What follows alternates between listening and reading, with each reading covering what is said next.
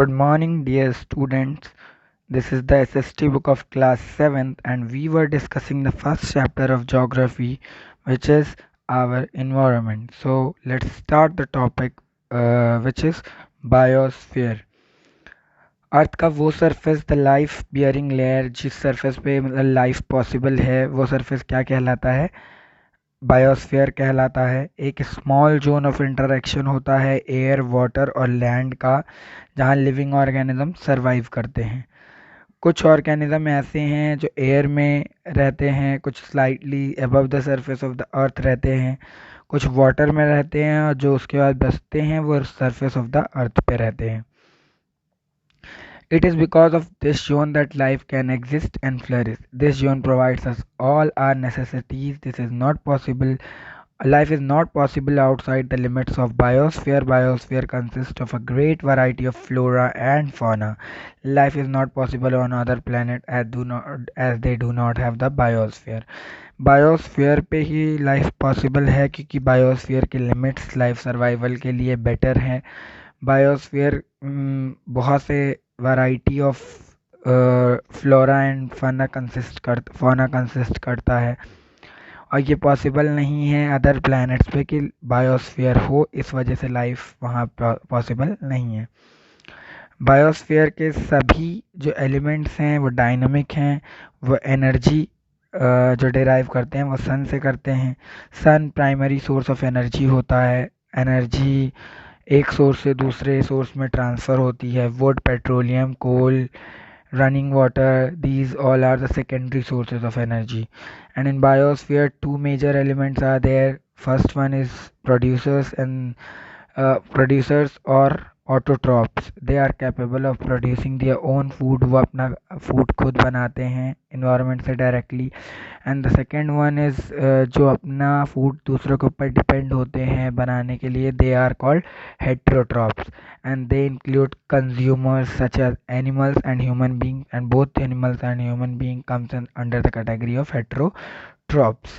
They depend on other plants and animals for their food. वो दूसरे के ऊपर डिपेंड होते हैं एनिमल्स या प्लांट के ऊपर, एंड लगभग सभी एनिमल्स हेटेरोट्रॉप्स होते हैं। अब कंज्यूमर्स क्या कितनी कैटेगरी में डिवाइड हो सकते हैं? तीन: herbivorous, carnivorous and omnivorous. I think you all have studied these things in the last class. जो हर्बीवोरस होते हैं वो प्लांट ईटर्स होते हैं, शाकाहारी होते हैं।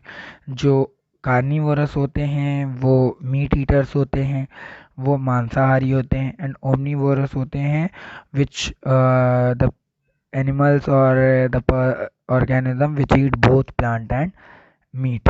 तो वो ओमनीवोरस होते हैं, मीन सर्वाहारी होते हैं।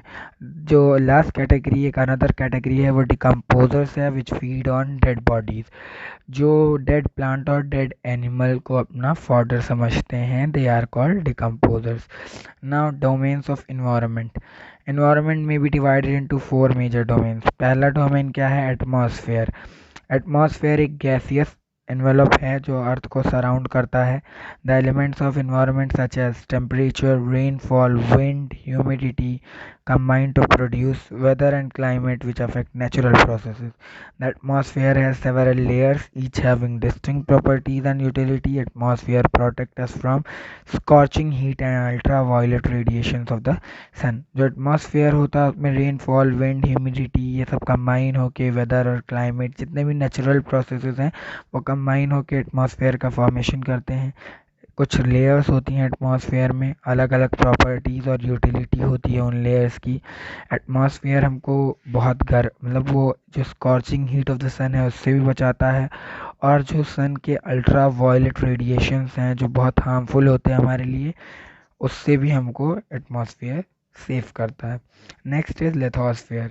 Lithosphere is the layer of the earth which consist of rock materials. ये ऐसे लेयर है जिसमें रॉक मटेरियल इंक्लूड होते हैं। Upper most layer of lithosphere is known as crust. जो अपर मोस्ट लेयर होता है लिथोस्फेयर का वो क्रस्ट होता है and consist of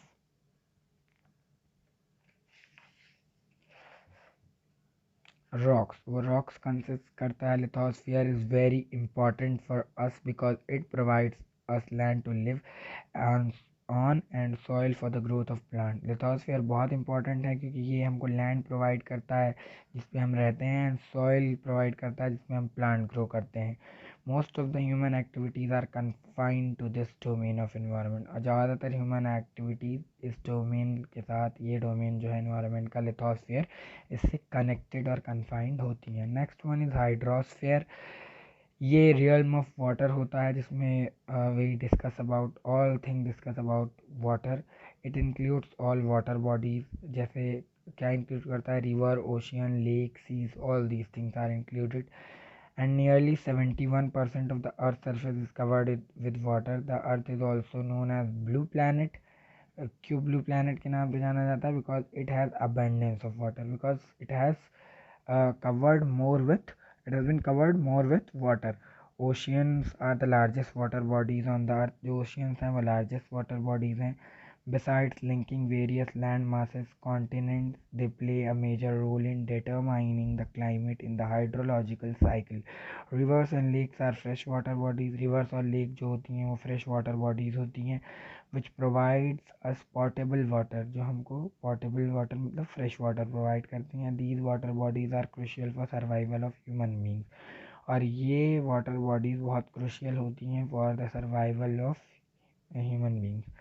Next one is biosphere. It is called the domain of life which contains all living organism. हम लोग पढ़ चुके हैं कि सभी लिविंग ऑर्गेनिज्म को कंटेन करता है, उसको डोमेन ऑफ लाइफ कहा जाता है, जहाँ लाइफ पॉसिबल है. एवरेज थिकनेस जो इस लेयर की है वो 30 किलोमीटर है.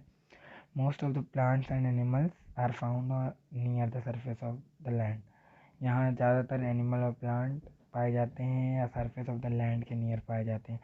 Last topic is environment and human beings. With science और टेक्नोलॉजी में एडवांसमेंट हो रहा है, डेवलप हो रहा है, ह्यूमन इंटरफियरेंस जो नेचुरल इन्वायरमेंट का के साथ इंक्रीज़ कर रहा है, अलार्मिंगली इंक्रीज़ कर रहा है. ह्यूमन एक्टिविटी जैसे agriculture, mining, transport, industry, construction, इसने एडवर्सली अफेक्ट किया एनवायरनमेंट को बहुत से तरीक़ों से, और इसकी वजह से अब एक ग्रेट थ्रेट, एक बहुत बड़ा डर है दैट इन्वायरमेंट को एक बहुत बड़ा ख़तरा है. जो एरिया अंडर फॉरेस्ट आता है, the area under forest have decrease, animal species have become extinct, polar ice caps are melting, and environment has been polluted to dangerous level.